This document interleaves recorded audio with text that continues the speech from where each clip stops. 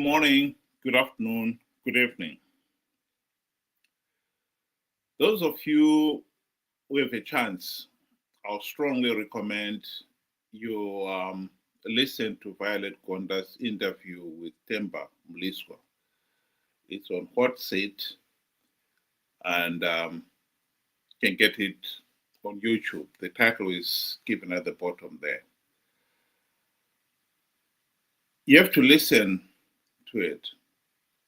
And when you listen to it, you really begin to appreciate why Zimbabwe is a failed state. And worse, why we are stuck. This is a regime, ZANU-PF, that really, truly believe they have the divine right to rule the country. That message comes loud and clear. Even now, 45 years after the country's independence and the country up to its eyeballs in a mess, you still hear people like Temba Mliswa who understand the politics of ZANU-PF, that this is a group of individuals who honestly believe they have the divine right to rule the country. And now, unfortunately, they've been in power for 45 years and they've become addicted to power. And letting it go is simply not an option. We had the opportunity to end the ZANU-PF dictatorship. The best chance, I believe, was during the 2008 to 2013 GNU. We wasted that opportunity. And now we are in serious trouble. This ED 2030 is more than just talk. It is a reflection of the internal fighting within ZANU-PF for power. And they have no sense of remorse. These people, as much as they pretend they're the ones who liberated the country, they honestly believe they have the divine right to rule it. We have the great misfortune of having the country's founding fathers with that kind of mentality. And then, in the tragedy of it is, it has now become so deeply entrenched, and ZANU-PF has become incredibly powerful. Breaking that mold is not going to be easy. I'd like you to just listen to a sample of the interview. I won't play it all. Like I said, I strongly recommend that you make an effort to listen to it.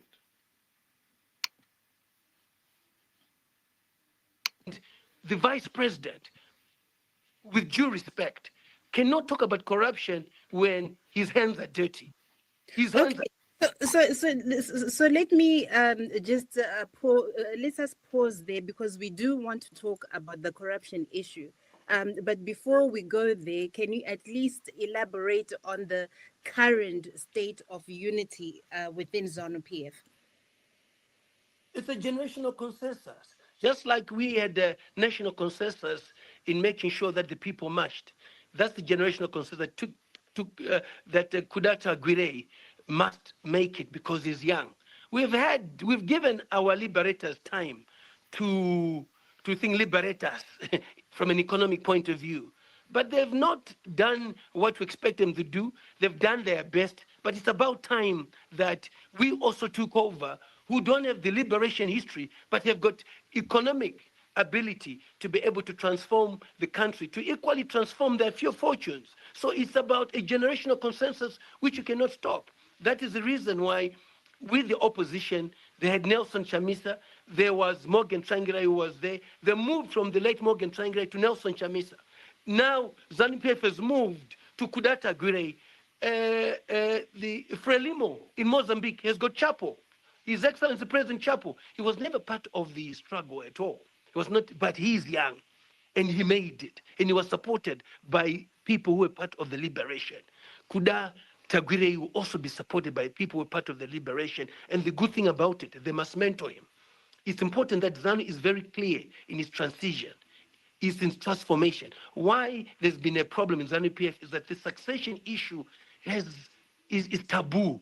But now we are saying it's not taboo. We want Kuda Tagwire to be the president. We want him to be backed up by people who advise him. The constitution must be amended to have a woman as a president to deal with the gender issue. I would say Opa becomes vice president. Chris Mtsangwa becomes vice president. The Speaker Jacob Mdende becomes vice president or VP Sibanda. The regional balance is there and they're giving advice. At the same time, the president himself is able to guide them in terms of how they must go about. He becomes an advisor. We cannot have a situation where the succession issue is taboo, yet we suffer, yet there's division.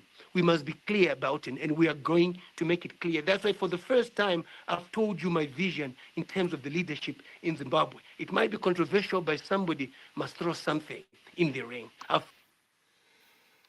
Stop it there. The truth of the matter is, ZANU-PF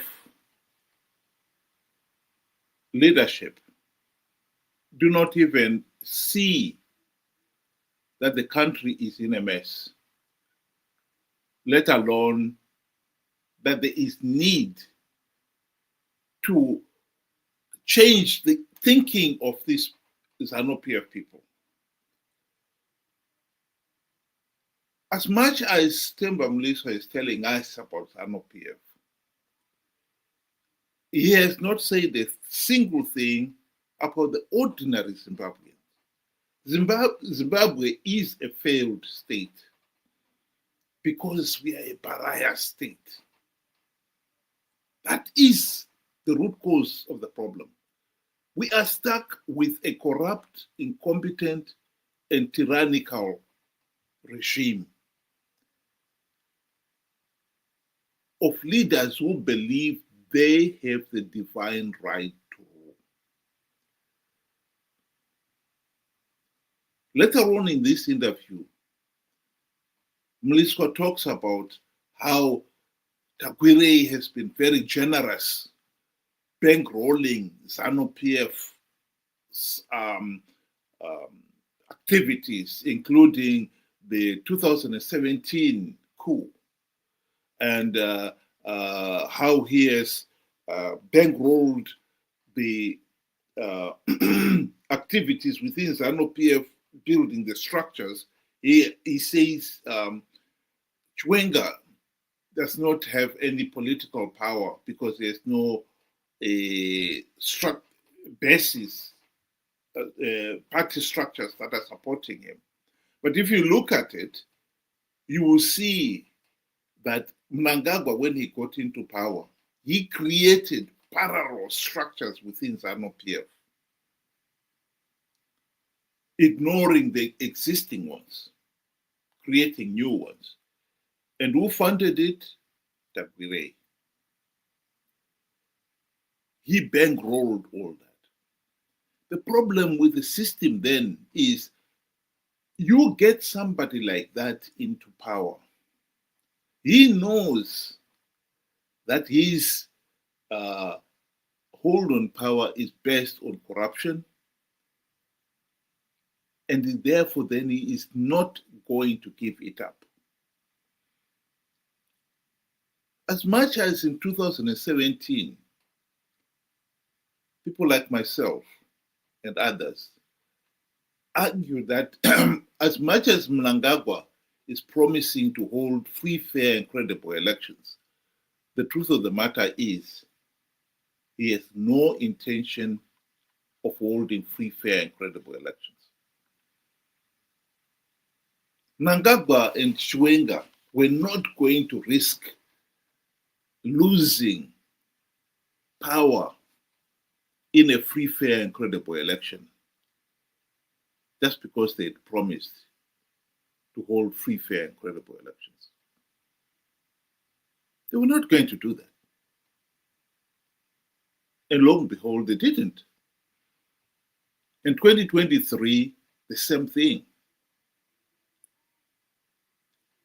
Even if Chiwenga had prevailed, all this internal fighting within ZANU-PF had produced the political result where Chiwenga prevailed. I don't think we would have seen any significant change in Zimbabwe. Because Chiwenga would be looking at a situation where 2028, he says, well, I've fought hard to get there to be the ZANU-PF candidate. I'm not going to implement democratic reforms so that the elections are free, fair, and credible. That wasn't going to happen.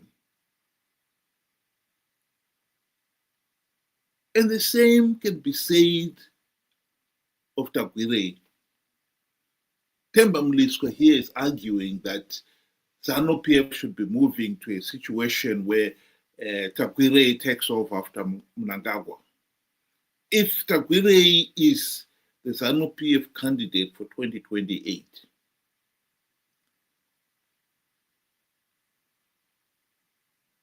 even if by that time he has got the backing of the whole party and is in a powerful position,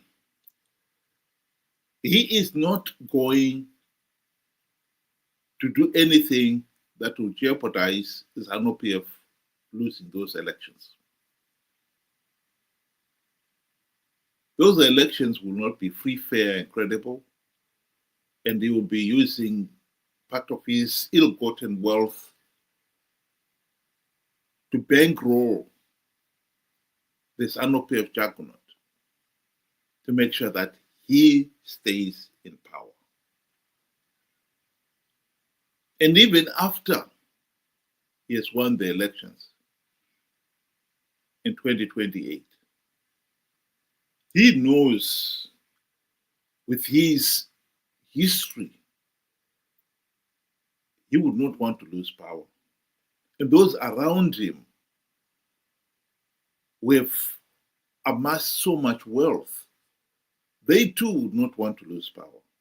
So any hope of meaningful democratic change in ZANU-PF is naive, to say the least.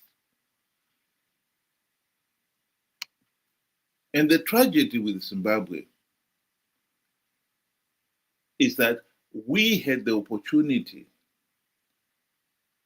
to implement the democratic reforms in 2008 to 2013. Unfortunately, that opportunity was wasted. ZANU-PF emerged from the 2008 to 2013 GNU much the wiser.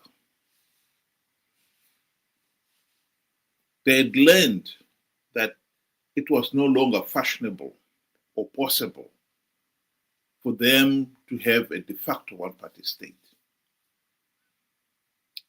So they set out going forward with a party that was willing to let the opposition win some seats and give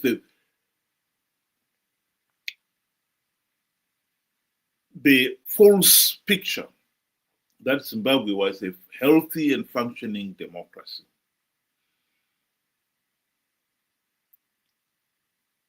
That is important. And the people were fooled into believing it.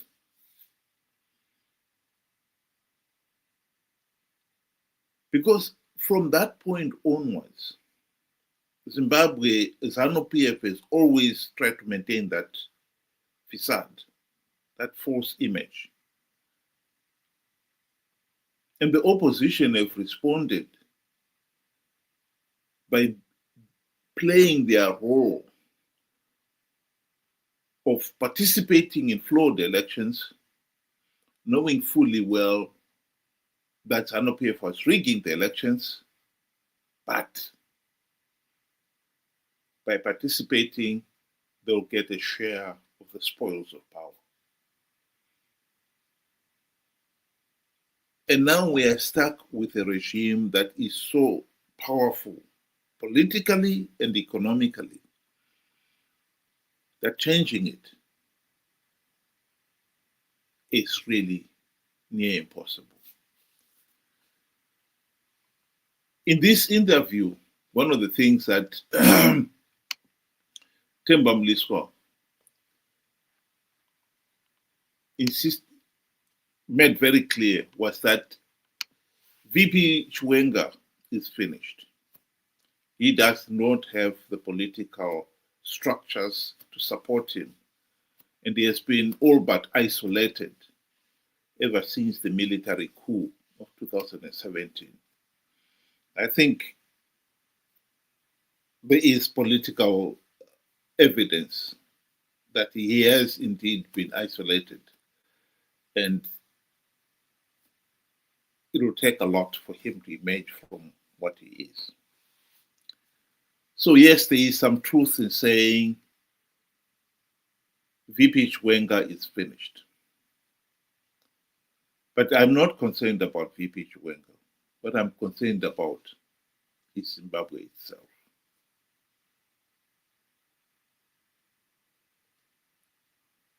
We have a regime that has been in power for 45 years and counting. That has become, or the ruling elite have become filthy rich. And now some of their looting partners are themselves getting involved in the politics, consolidating their power. I think it is naive to see how any meaningful opposition could ever emerge in Zimbabwe in the present political atmosphere.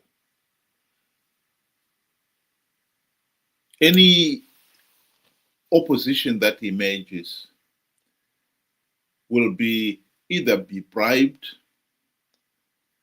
or will be surrounded by ZANU-PF double agencies to the point where they are utterly useless. We had the opportunity to implement democratic reforms in Zimbabwe during the 2008 to 2013 GNU. We wasted it.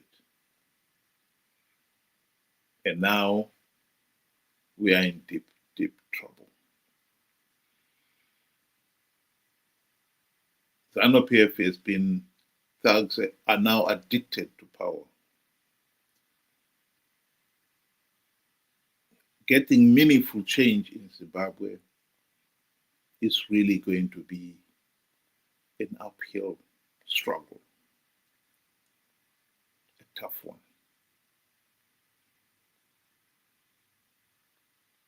All this talk about Mnangagwa has revived the Zimbabwe economy, it's all nonsense. Because if you look at what he has been doing the last year alone, the amount of money he has spent in bribing various key players in the Zimbabwe social stage, from ZANU-PF leaders, to members of parliament, to opposition, judiciary. There is no money that is left to invest in what is good for the country. Basic infrastructure for the whole nation, for the benefit of the whole nation. That's why our education, healthcare have all been neglected. The concentration is consolidating power. And these people do not even understand that Zimbabwe is a failed state. They don't see it. They don't understand what you're talking about. As far as they're concerned, Zimbabwe is doing very well, thank you. And now they're so deeply entrenched. And as we can see, the opposition has been compromised to the point where it's utterly useless. This so-called ED 2030, we all know that whatever ZANU-PF decides, at least in Parliament and in the Senate, they will have 2/3 majority without a moment's hesitation. In the countryside, we know that the regime has got its Barakashi for ED, who do their homework. And before they come to your village to consult on this issue, they would have done their homework and seen to it that no one will stand up and say no. Who will dare to stand up and say no? ZANU-PF has become a juggernaut. No one can dare stand in its way. In this interview, Temba Mliswa talks of Chiwenga is finished because he dared to stand in front of the train and has been crushed. And I think the metaphor can also be used in the case of the ordinary people. ZANU-PF has become the runaway train. Power has got into the heads of these ZANU-PF thugs. They will not allow anyone to stand in their way. They become a nightmare. It is a tragedy, but it is true that yesteryear's liberators have become today's oppressors. And they are now so powerful that the ordinary person will be crushed. That is the tragedy of Zimbabwe. How are we going to get out of this mess? Is the number one question that the nation must now confront with the seriousness and agency the matter demands. Think about it. Good night.